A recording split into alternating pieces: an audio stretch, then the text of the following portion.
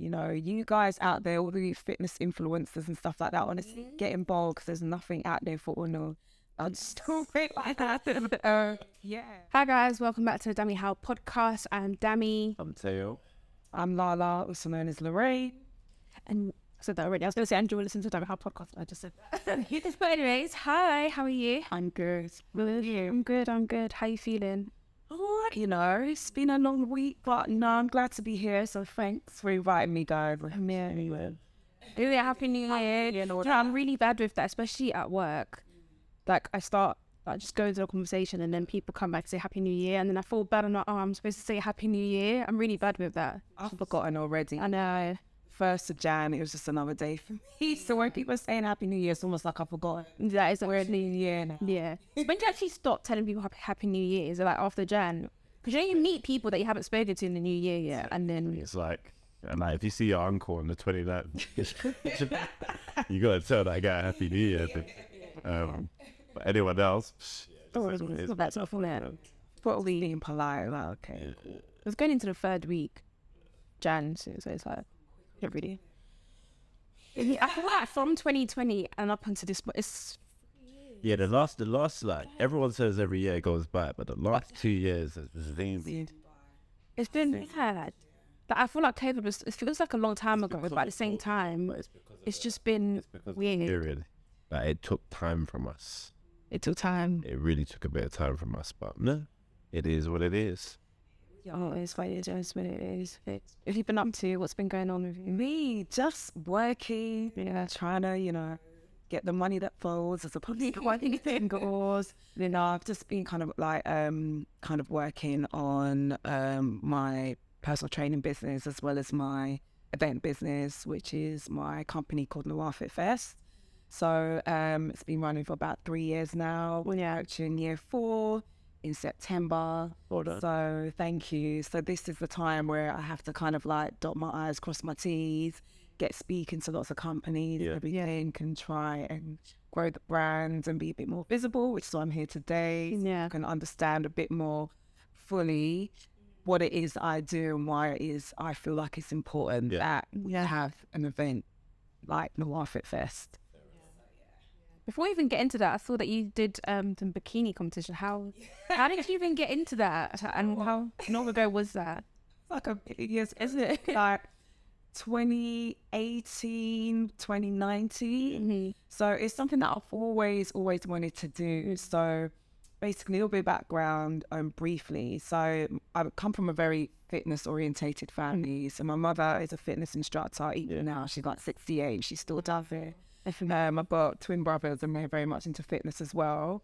Me, I was always into fitness, always loved being active. But as a kind of a teenager, when I hit kind of like puberty age, like my weight just ballooned and I just got really, really big. Yeah. You know, I was still very active. However, the food that I was eating was absolutely atrocious. What country are you from?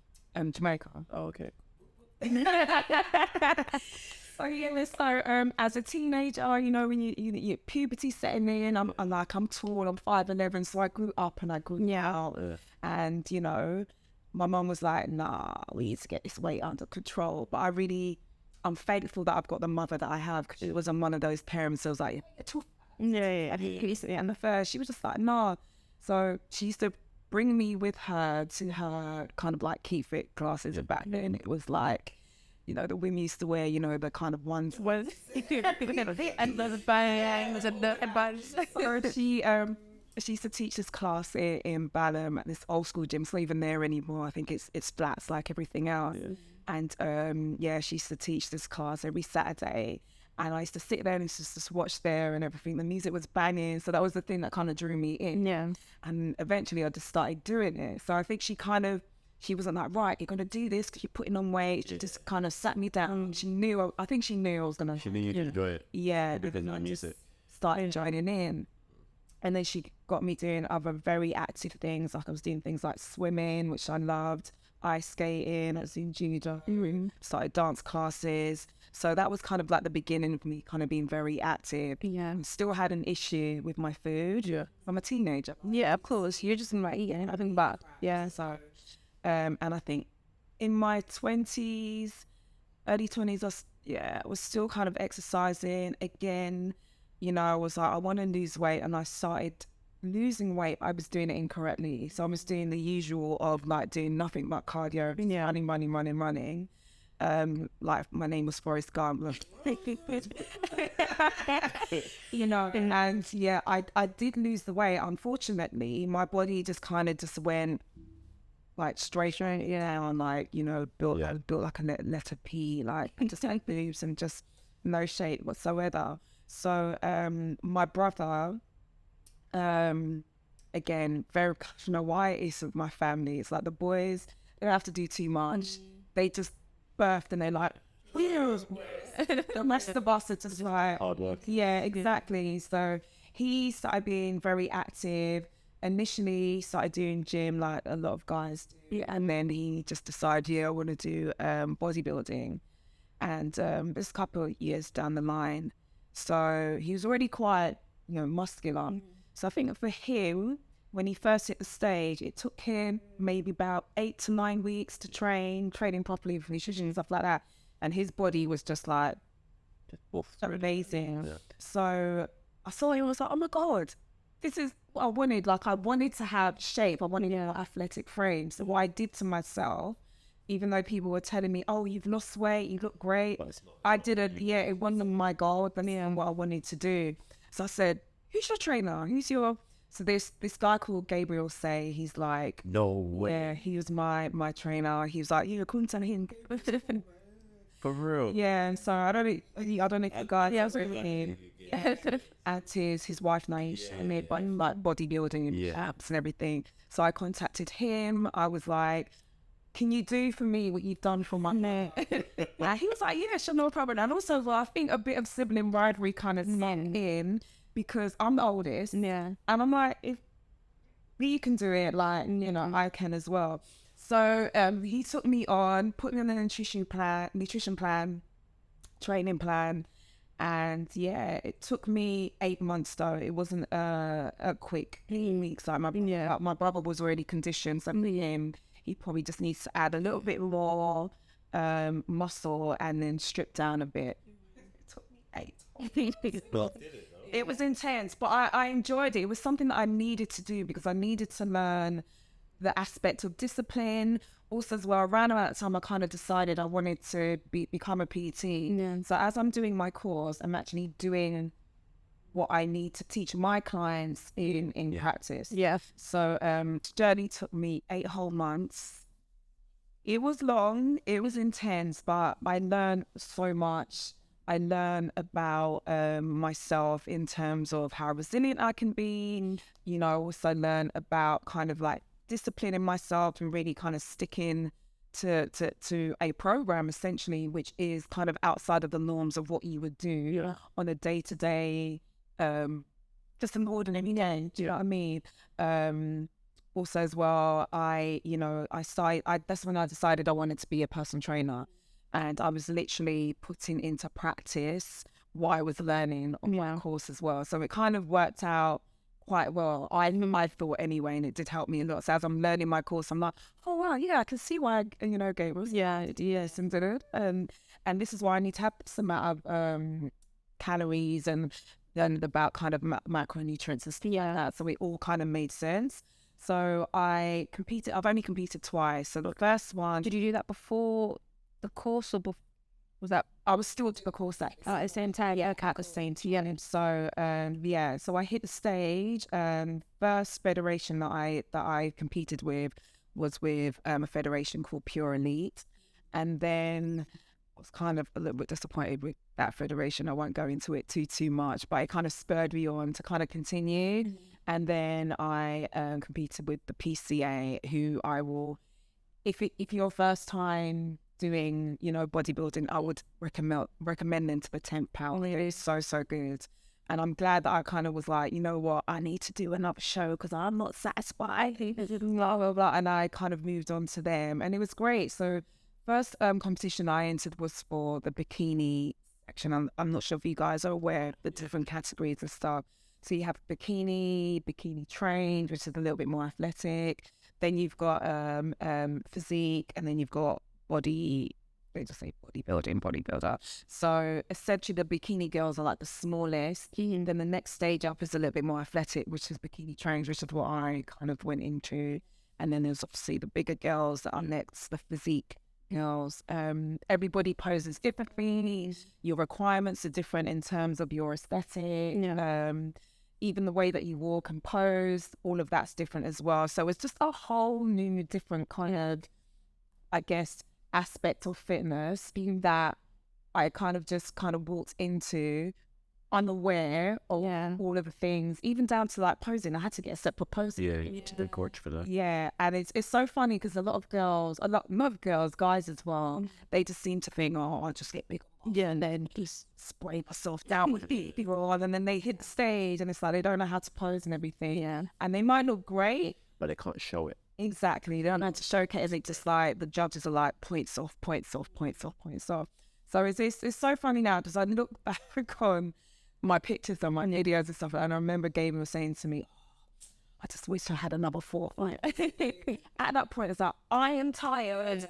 No more, like 8 months is enough.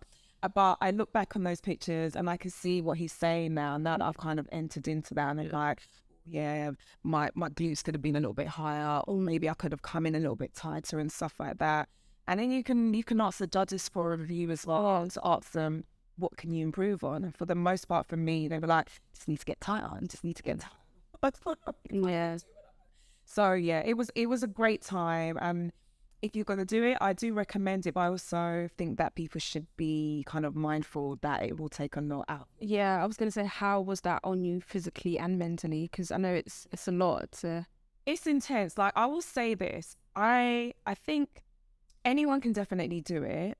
I feel like I think the blessing in the fact that I had 8 months is that I had a sensible amount of time to add muscle and to slowly drop body fat. It wasn't a case for me where I was like, okay, I've got like 6 weeks to get into shape. I think if I'd have done it like that, I don't think I would have looked how I looked when I hit the stage as well. I don't think I would have fully appreciated the process as well. You know, with most things, it takes time. You need to allow yourself a bit of grace to kind of let your body kind of catch up, if you know what I mean. I would love to do it again, but it's quite expensive.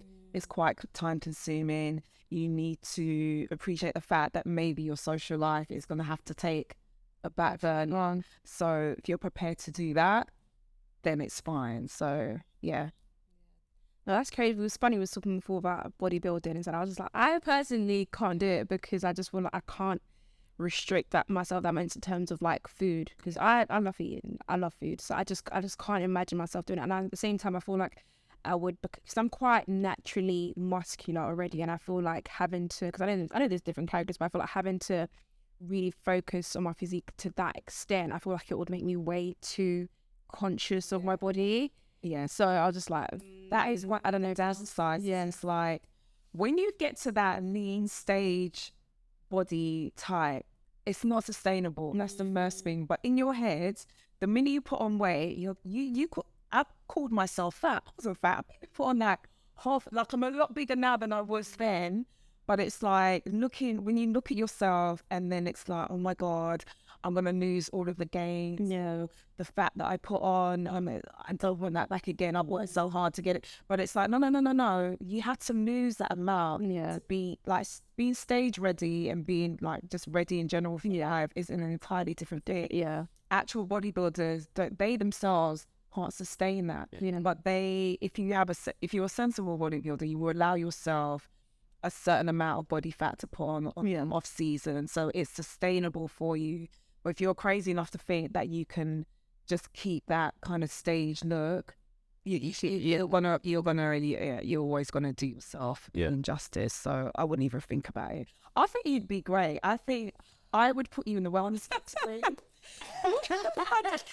just saying. I think that what's that? What does that look like? So wellness, because you've got a nice set of, I think you squat head and stuff like that. So wellness, the wellness category is a category that mostly kind of focuses on your glutes, your hands, and you've got that. You've got a base for it. I think for you, you'd probably need to drop maybe not that much body fat. And if you were to give yourself enough time to the point where you wouldn't have to, like, I guess, be so restricted, I think you'd be fine, because you still have to eat a lot, because remember, you can sustain your muscle mass. I think where the food thing can be, it just gets a bit boring because it's very monotonous. You have to be eating all the time to feed your body. It's a machine. But I think you would look amazing, and I think you'd probably, you do really well. You're convincing me now after I just said that. Never on. Someone like gave it a real sort you out, like really be like, yeah. Or there's another girl as well. Her name is Tracy. Her story is incredible, and she does wellness, and I think she's managed to compete in the kind of like Olympia rankings, and she the body that she's built off of her own back is incredible. Like, honestly, I'll send you her link. But yeah, you could definitely do it. Again, it's finding a good trainer, finding a good nutritionist, and finding somebody that is sensible enough to not have you going in there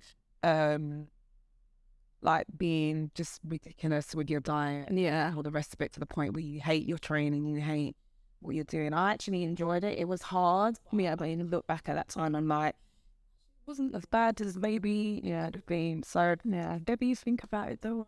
We're thinking now. I can't believe that. Honestly, there's so many people that I see and they're like, oh, I don't know. And then I look at their overall frame.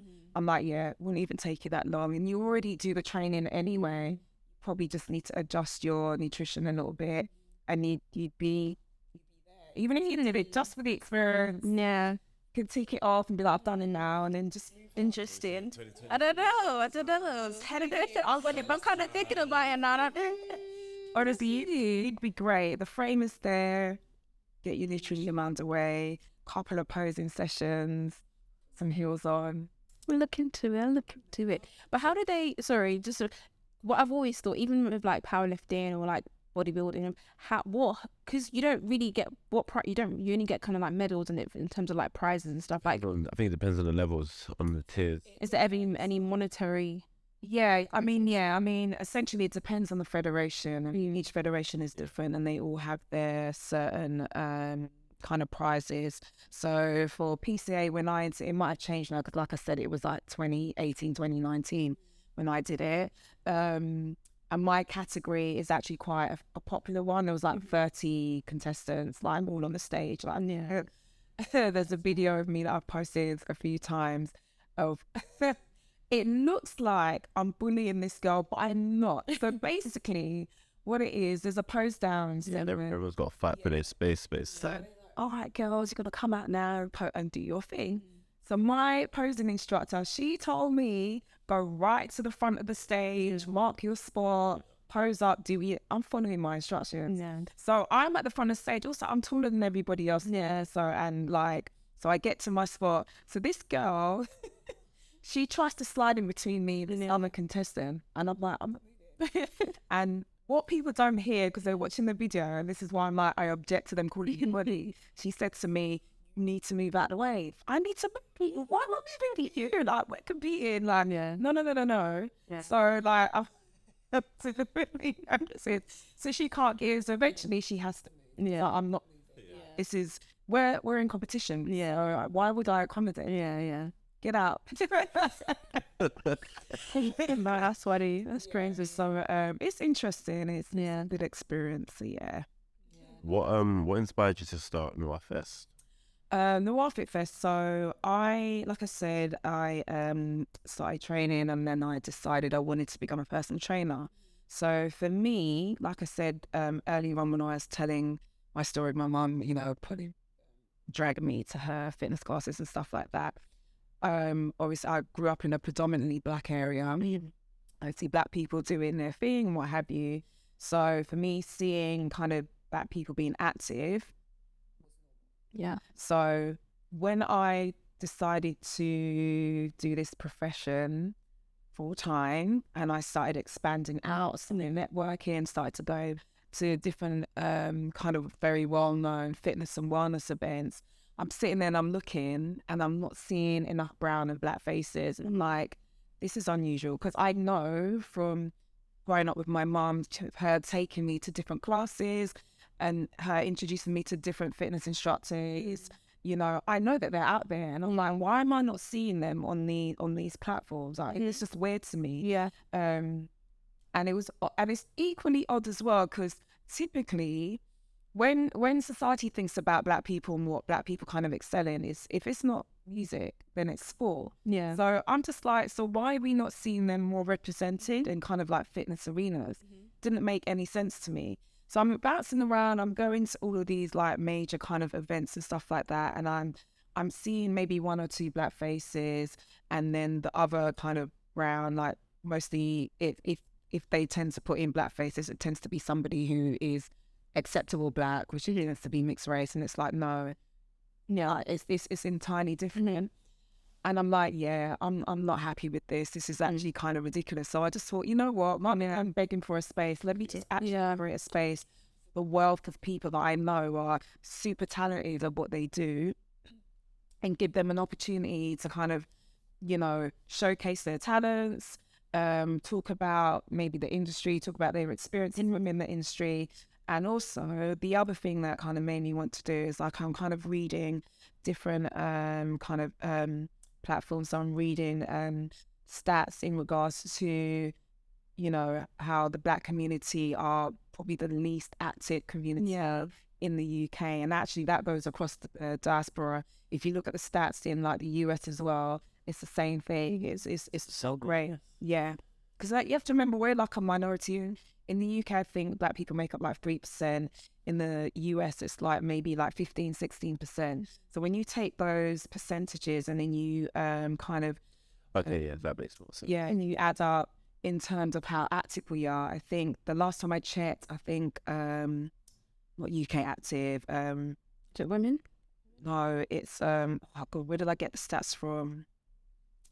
Sports London. I think they had the stats that apparently the Black community, I think 58% of us aren't doing the recommended amount of exercise compared to 68% of the rest of the UK. So if you take that into consideration and consider the fact that, you know, the government are consistently trying to push, you know, the nation as a whole to get more active, it's really, really bad. As it is, everybody isn't doing enough exercise, and then when you break it down into race, it's even worse for us. And one of the things that kind of illustrated that point as well is when we went into lockdown, when the coronavirus hit, what did you hear? Like, you know, if you've got pre-existing conditions, worse for you. And then you had an older community that's most at risk is Black people. So essentially what they're saying is, because we're not as active, these are certain like illnesses like cancer, heart disease, and now there's this frigging crazy flu that have taken the world by storm. It means that we're once again at the bottom. So for me, it was just like, okay, we need to fix this. We need to put faces like ours a bit more forward. So the community can see that people like us actually do this. Like, Dami has her own fitness brand. Like, there you go. There's a Black fitness who has her own brand. Like, I'm a personal trainer. I'm of a certain age. Yada yada. You know, like, I to me, I'm just like, we just need to be pushed forward a bit more. So if my festival, if my event can do that, then I'm happy to facilitate that, and I want to bring in as much people as possible so that our community can see overall. Yeah, so you think it's a representation thing? Cause I'm just thinking, why is it that we're not active? Because I see it. I mean, like, you know, I see it. So it's even good. Even you saying that your mum took you to the gym, like, I couldn't even like imagine that kind of thing. That's great to have like your whole family being into like fitness, and your mum even being the one bringing you into fitness. It's amazing, but I feel like we don't really see that a lot, and obviously we have to be the generators to be able to do that. But I think, again, what is it? Why are we not active? Is it because we're not seeing people like us being active? Is it we don't see the value to it? I don't really know. Like, what is it? I think that, I feel like as a community, there's a lot of kind of nuances that we kind of need to look at when we're talking about health and fitness. There's a lot of cultural nuances that kind of seep into kind of myths that we believe.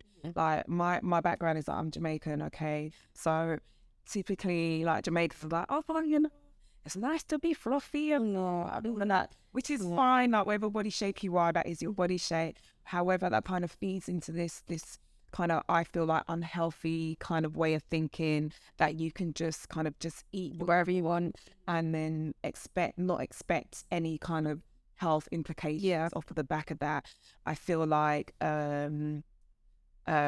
typically throughout the diaspora, whether you're from West Africa, South Africa, the Caribbean, North America, South America, whatever, there's that same cultural element, it's true, of kind of just eating what you want. Because I think typically as Black people, like the way that we kind of celebrate things and everything is obviously a very social affair and anything, eat, and which is fine. I'm an eater, I love my food and stuff. But I do feel like we've got some unhealthy practices that maybe comes from kind of like a cultural aspect that we kind of need to curtail just a little bit.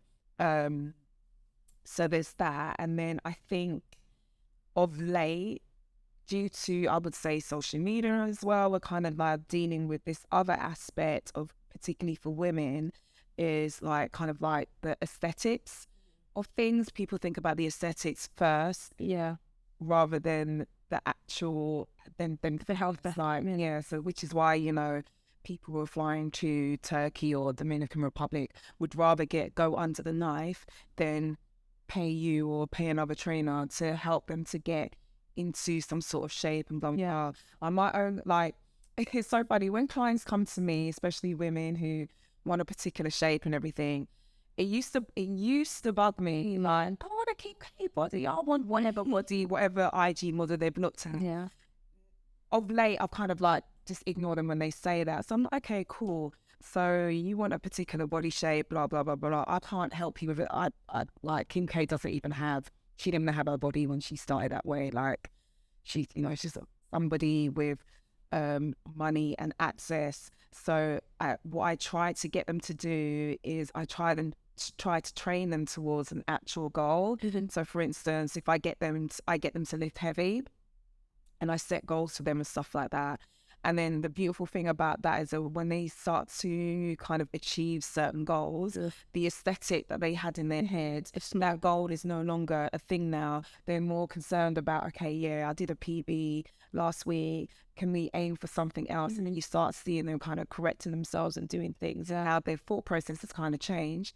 Like, the body will come, but it's not the main, their body. So it's kind of it's really weird being a personal trainer, because when I first entered into this, I thought I'm just gonna write some plans and stuff like that. I'm just gonna send out some, train it. Nah, I'm now like having to do therapy, and I'm having to undo a lot of the kind of like myths that people kind of believe. And then you start seeing clients understanding training when they start correcting themselves and their form and stuff like that. To me, it's like, yes, it's sinking in now. So So over the last 4 years now that you've been running this like extension of your business, do you feel like you've received like the right amount, in your opinion, or a good amount of support, friends, family, the people you're actually trying to engage, the community? How would you describe that? I would say right now 50-50. Like, we're a very new company. We've only been running for about 3 years. So when the pandemic started is when I started the company. So initially it was supposed to be an event that was like, we have an event, we invite people to come, and then they come and participate and what have you, right? The pandemic hits now. So I'm like, damn it, that's that now. I've got my foot in my head.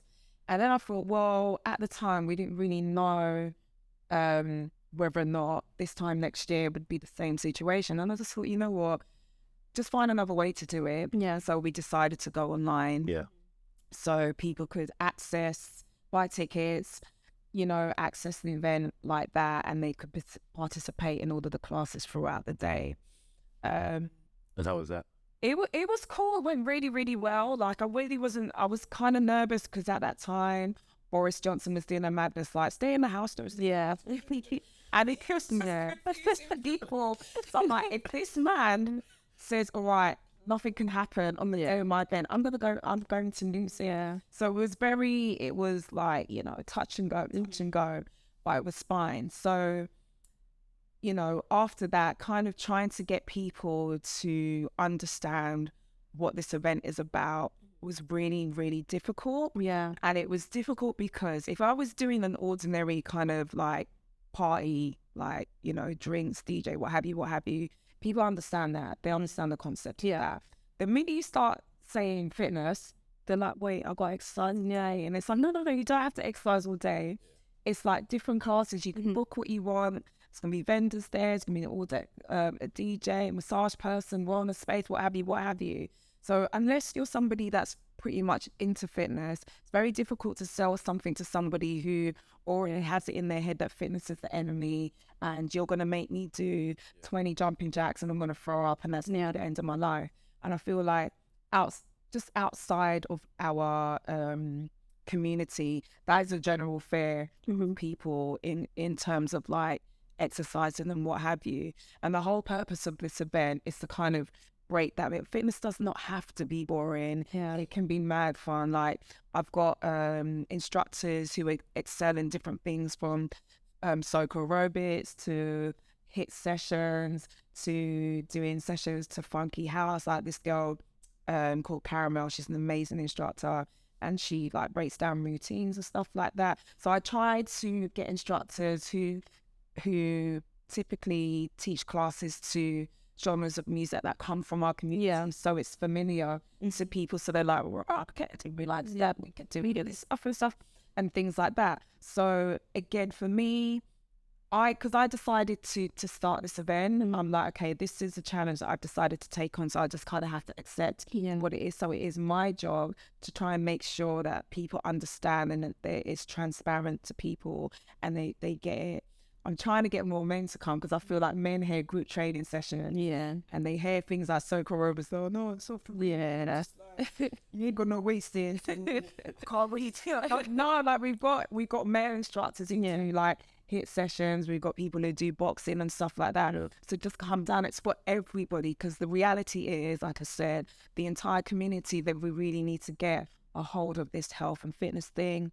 The yoga thing, we do yoga as well. Again, that's another kind of like weird kind of exercise to sell, particularly to our communities, particularly to men. They just have it in their head, that's for women, you lot are trying to bend your foot over. And it's like, it's not that. And actually it can help you guys a lot with because it helps with stress freeze, stuff like that, and breathing techniques. So in terms of the support, it's within the community is not being the best. But like I said, that's a challenge that I'm trying to change. I'm trying to kind of change the narrative and concept so people can understand it. The wider support in terms of I don't know if you mean like brands and stuff like that. It's been okay. Like I feel very lucky and I feel very blessed that I've had people like Men's Health, Women's Health, Stylist Mag kind of reach out to me. Even the people who have sponsored the event where we've had it, shouts out to Forest Space. Like I'd never heard of that company before, and they were like, we love what you're doing, like do you want to come and see our space and you can hold it there. So they became our venue sponsor. So I looked at the space, I was like, oh my god, we got to do it here. And they've been consistent. I will say as well, like I've had to kind of learn that sometimes don't say yes to everything, sometimes say no, because I think when George Floyd passed away, or prior to George Floyd, when I was reaching out to certain brands, I got bare radio silence. I was like, we spoke as well, talk about like brand interest in fact. And it was kind of like, and then like when sadly after he passed, I got emails. Hi, I understand that you're running an event and it's for black people. I'd love to get involved with you. So initially you get initial excitement. You're oh my god, then they like out. But then it made me feel really sad, because I was like, you mean to tell me it took for the death of this man for you guys to be like, which kind of tells me that you're fully aware that there are kind of completely aware, but it's like it's a choice. Exactly. So so now when I kind of work with brands, I question them down like, okay, so tell me what it is that you intend to do about kind of like diversity within your company over the next couple of years. Good. Why do you want to work with us? Like, how do you see us working together? Blah, blah, blah. There are certain companies who, even without me asking, I've seen that they've made a dramatic change. Yeah. So when they come to me, I'm like, yeah, I'd love to work with you guys, blah, blah, blah. But for the most part, like I said, on both kind of aspects of it, I would love it to be a little bit more. We should need to take, I think, kind of like, now I'm going to talk about the kind of like the fitness black industry in terms of like just people who are quite visible online and stuff like that. I would love us to kind of take the blueprint of what they're doing in the US, because I see a lot of those. Yeah, no, everyone like works together. Yeah, all the time. They've been doing it for years. Like, and then now they're just doing it on a different level. Yeah, exactly. And I've seen them doing like events in like, I don't know, like Miami or Bahamas. Like, we're doing a weekend. Oh God, I'm like, I'm not seeing once that people get together here. Yeah, and do the equivalent, and we hang like there's no reason to. So I don't know what it is. I don't know if people are scared, if they feel like, oh, you know, I can't because I want to be the guy. We were talking about this specific thing as well, like why do we not come together and do stuff? Because even though there's not that much of us, there's enough of us to even do something. We always that's what I'm saying. There's an event. If there was a party, yeah. So I don't know what it is, but again, this is why like we have this platform now to be able to improve this kind of situation we're in and actually come together and collaborate, because there's so many of there's different people, different got activewear, we've got this podcast now for people that have nutritional product. There's just so many things that we can all just come together and collaborate and be able to put something else out there. Again, we don't have to go into these other spaces for us to be recognized or be visible. We have kind of enough to be able to do it on our own. But I don't know. I think maybe, I don't know what it is. Sometimes I just like, I'm just wait. Sometimes I feel like people are watching, but they're waiting, yeah, to bust so they can be like, no, 100%. That definitely is, yeah. But I definitely like just support from, yeah. Now I really, Issa Rae, you know, the lady that was Insecure. I was watching an interview with her, and she said something that was so kind of stuck out to me. She said when she was kind of first getting started, initially she did what most people do, is try to attach themselves to people already established, or try to reach out to like the top writers in Hollywood or what have you and everything. And then she was like, what am I doing? She was like, there are people that I know that are within my network, you know, who excel at what they do. She's like, I know like really great directors, I know great lighting people, I know great, I know great people who work in my industry. So she called it networking across. So basically all of the people that you've seen in her Insecure TV show, these are people that she knew from being actors, lighting people, what have you. And she's kind of like, she's like help everyone rise together. So as a result of that, a lot of them we've kind of seen in more kind of films and movies and stuff like that, and they would have just been struggling as well. But she was like, no, come, exactly, it is thing that I feel like you need to have the same kind of mindset rather than trying to reach for people who are already there. And that's not to say there's nothing wrong with that, because they might be like, yeah, I've seen your work actually, but have you looked within your own network? Have you seen the people around you, or are they talented at certain things? Are they reliable? Can you guys build together? Who else have you seen that you might not even know, but you feel like, you know what, I'm going to reach out to this person and see if I can. So I was going to ask you, do you feel like you almost like deserve the support that you want? And when I say that, what I mean is, do you think you've done enough or are currently doing enough in your brand or in the thing that you're trying to push out there, people to actually buy into it? Because a lot of people do things, one, for money, obviously, for our lifestyle, for the things we want for ourselves. But how many of us within our brand or whatever we're trying to sell are really doing this for the people we want to be involved in it?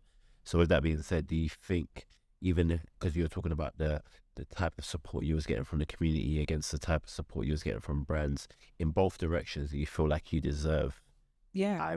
And I love that. It's good, because when I started saying like, I'm not about this, you should just be humble, But honestly, the amount of work that I put in, yes, I do deserve it.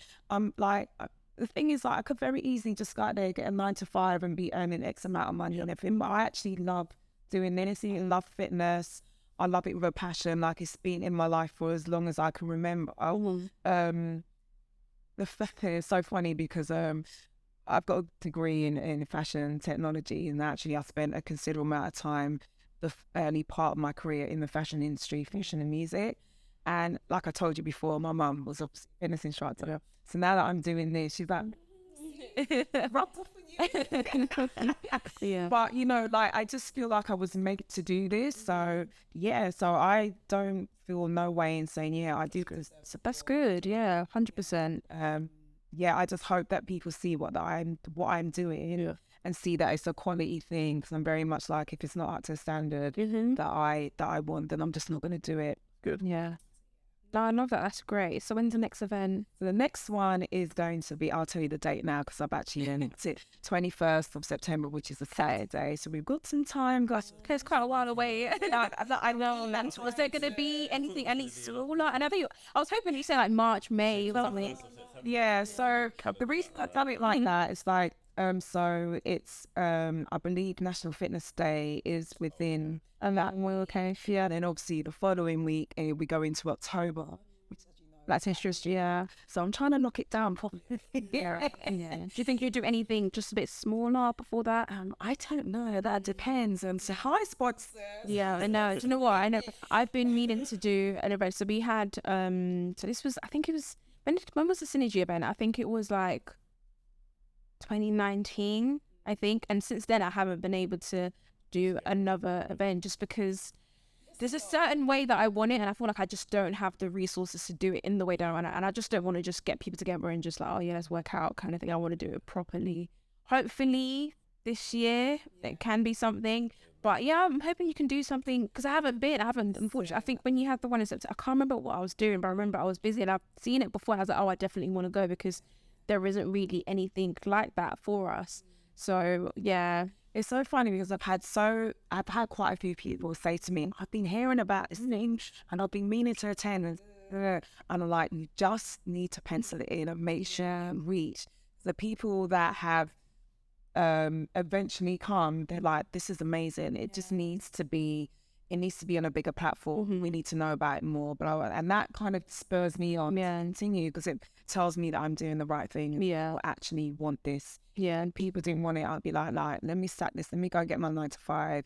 And I definitely want it because there isn't, apart from, I don't know anyone else that's doing it in terms of like within the Black community. Obviously you have these big brands who do it, but I feel like there isn't really one for us specifically or someone doing it kind of thing. We have to kind of go into other spaces and try and do it, whereas we can do it ourselves, and there isn't really that. Maybe there is and we just haven't seen it and they just need more of an uplift or more of an awareness on it. But yeah, it's great. I just actually want it to be the hub for us to kind of gravitate towards and just kind of like obviously network with other people, get the community to come down, you know, have a good time as well as kind of learn a lot about things. Like I said, we need to kind of like dispel in regards to health, fitness and wellness.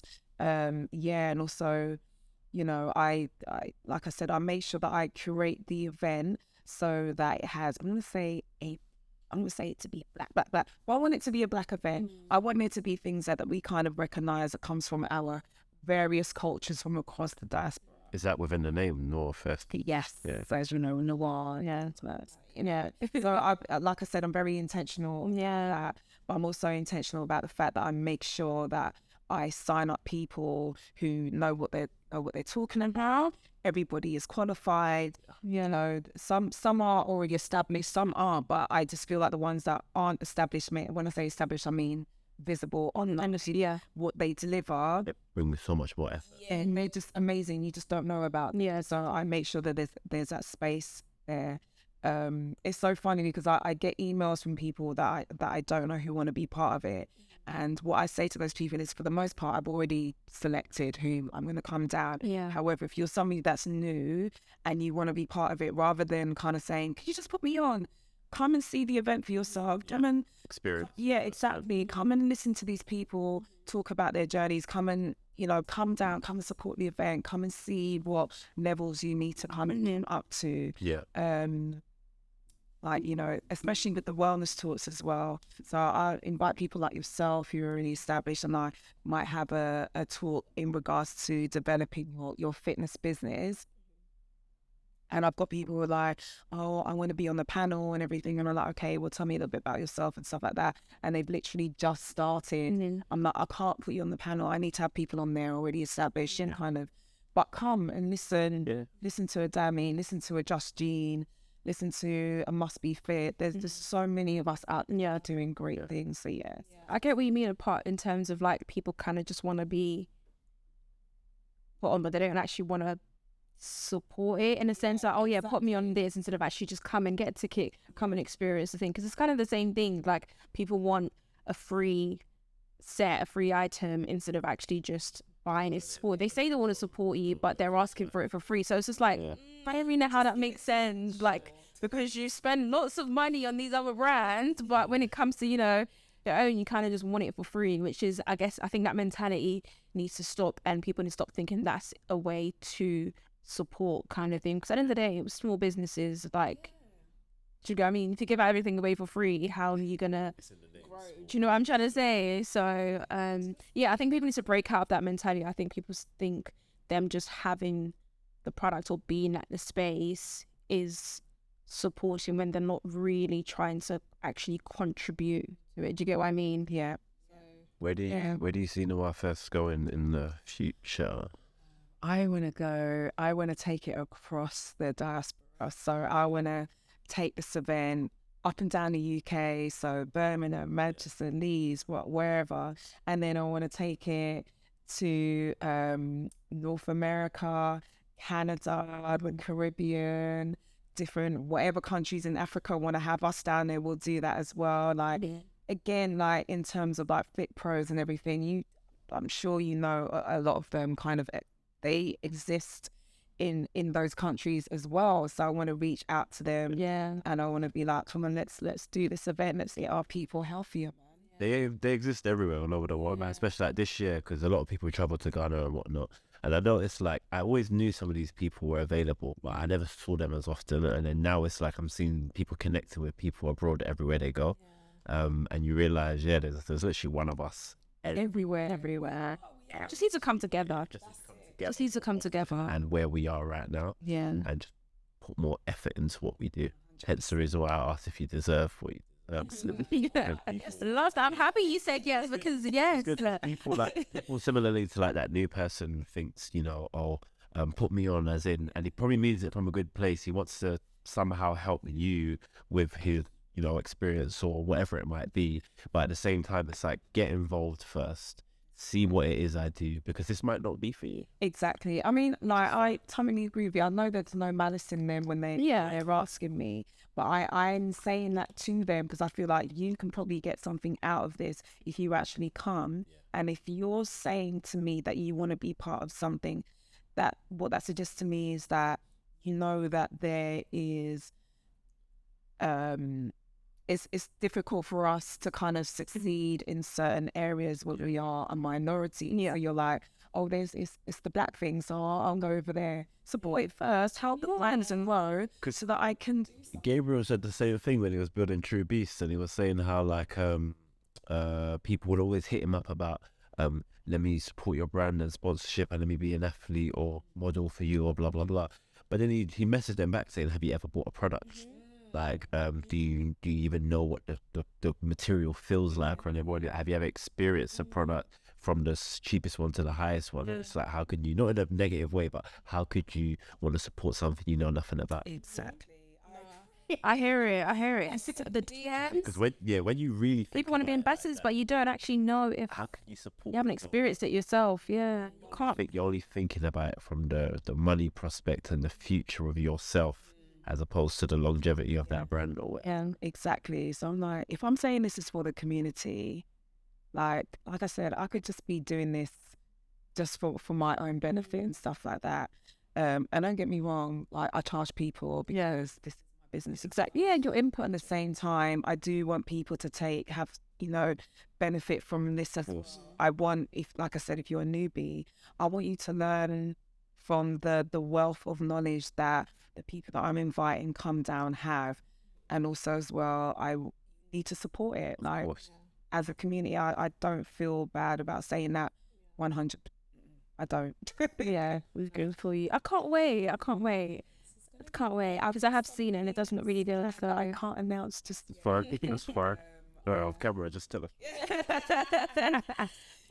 No, that's great. I can't wait. And I wish you the very best with it. We'll be there. Well, I hope we'll be there.